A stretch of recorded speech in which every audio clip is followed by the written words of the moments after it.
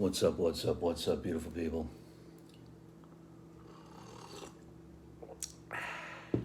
Ride Jams, morning after, breakfast edition. Check this out. Oh, yeah.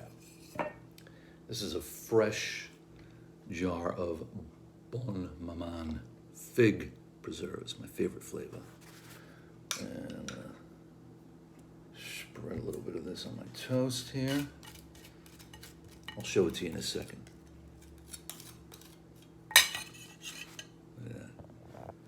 That's a little bit of, that's some challah toast there. We got scrambled eggs with spinach and feta, onions and garlic. And of course, black gold. A little splash of half and half in there. Why are you doing them in the morning, John? How come you didn't do them last night when you parked the car after the Saturday night's gig?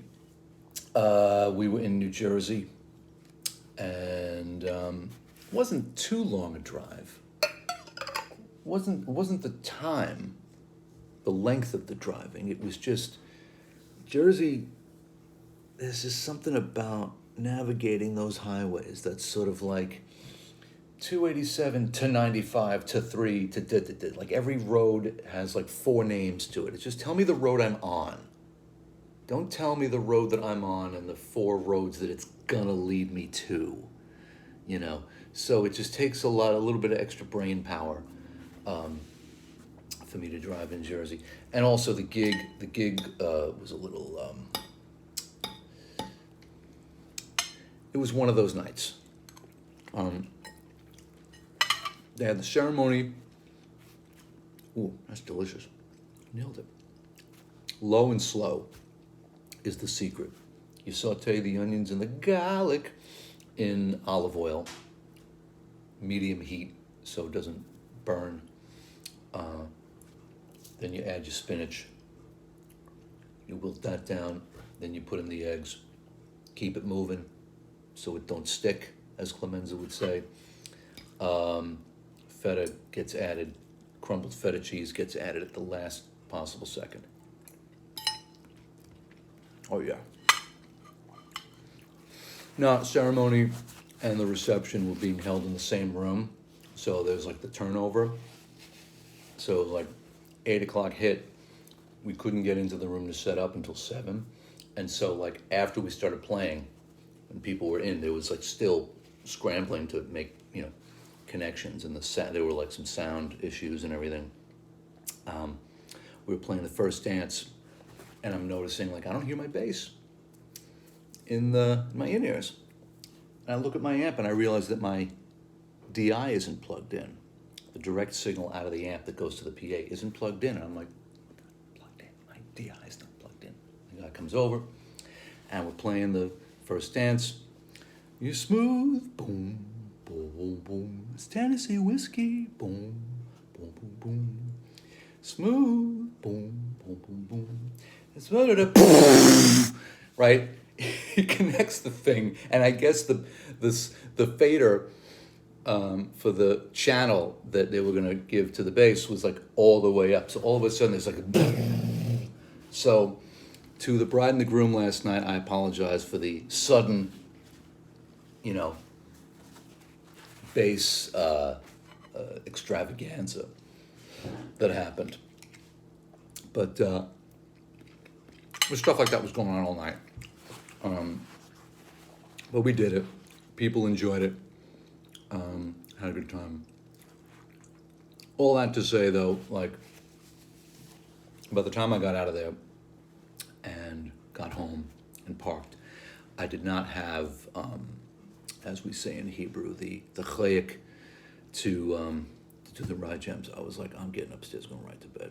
So here I am, morning after.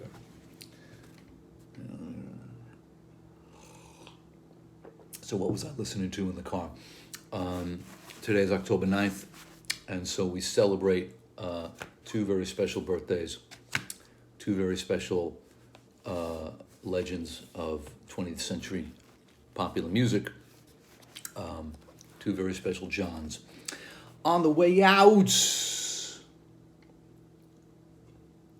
what my late great brother-in-law Mark Bernstein called the Norse gods of rock and roll, the O. That's how he pronounced it. And I believe this was his copy, actually, of the deluxe edition of Who's Next. As you know, I'm a sucker for these deluxe sets. You know, hey, they're coming out with the album in a box with an extra thing of extra stuff. So, yeah, like this.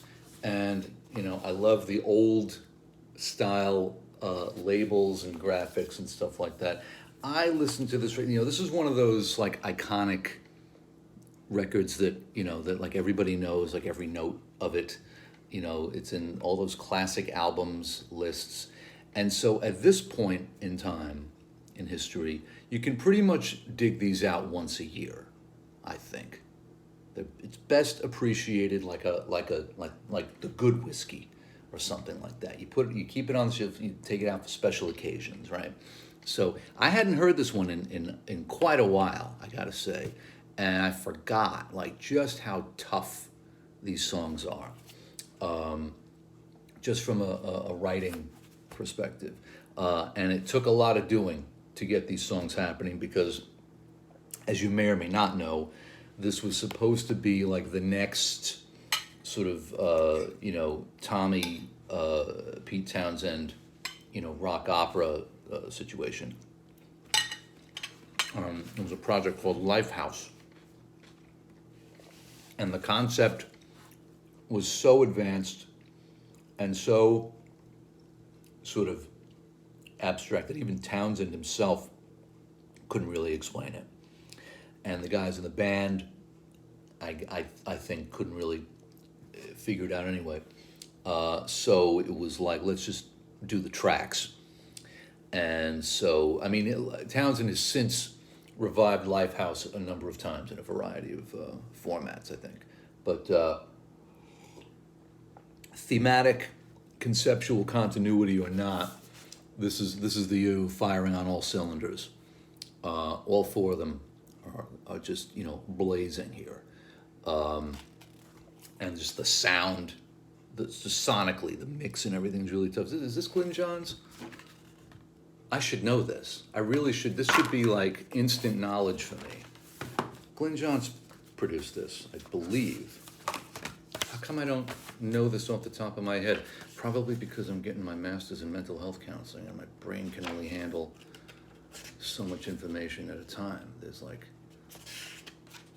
new information pushing out the old. Produced by The Who, associate producer Glyn Johns.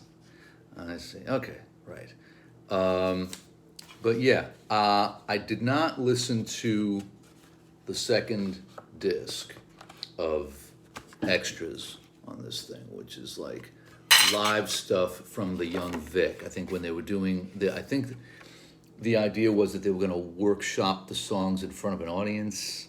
I think it's been a minute since I studied this history, but anyway, this is live stuff. I didn't get to that disc. Which looks like that, by the way, the old Decca label. By the time the record was done, I was pulling into the parking lot of the Starbucks that was like 2 miles away from the venue, which is beautiful. By the way, I'm also a sucker for the Starbucks app. I'm sorry, folks. I don't know how you feel about national coffee chains and whatnot. But a thing on your phone where you can go doot, doot, doot, doot, doot, and then pull up tall latte for John. I mean, I'm sorry, that's pretty hard to beat. Especially when it's like, when the app tells you, oh yeah, there's one 2 miles away from here.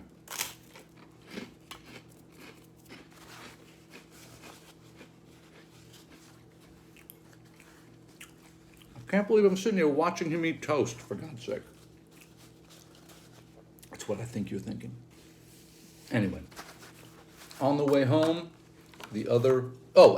so happy birthday to the Ox, John Entwistle, Thunderfingers, one of the 4 faces on my personal Mount Rushmore of English rock bass.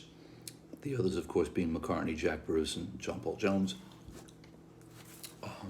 I don't know who yours are, but those are my guys. That's the bedrock, the vocabulary of rock bass, as far as I'm concerned. And then on the way home, the other John, celebrating the birthday on October 9th, Jol. This is from the 4-disc Give Me Some Truth box that came out, I want to say in 2000 maybe? Not sure.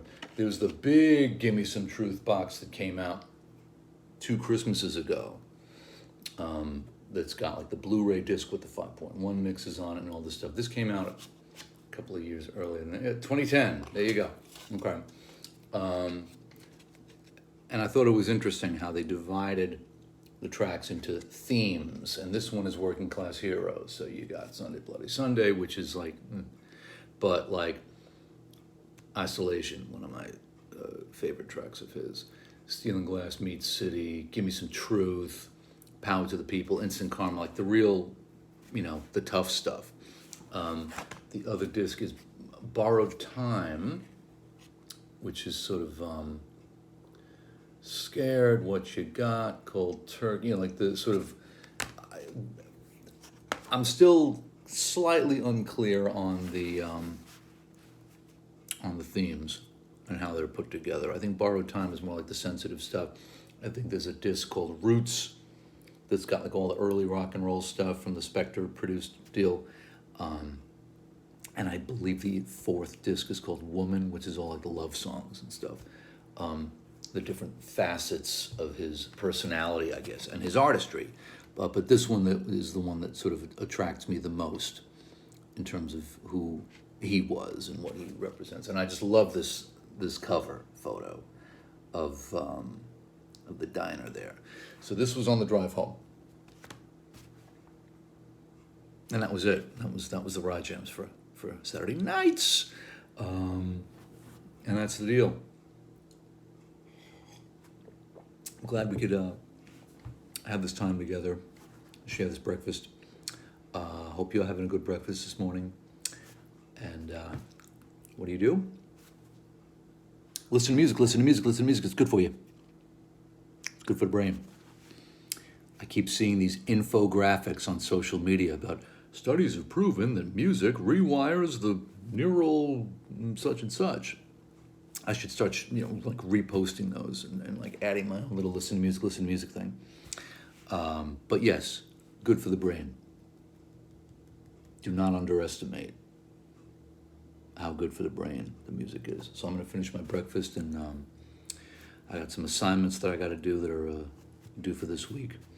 And hope you enjoy the long weekend, and I will see you on the next one. Be well.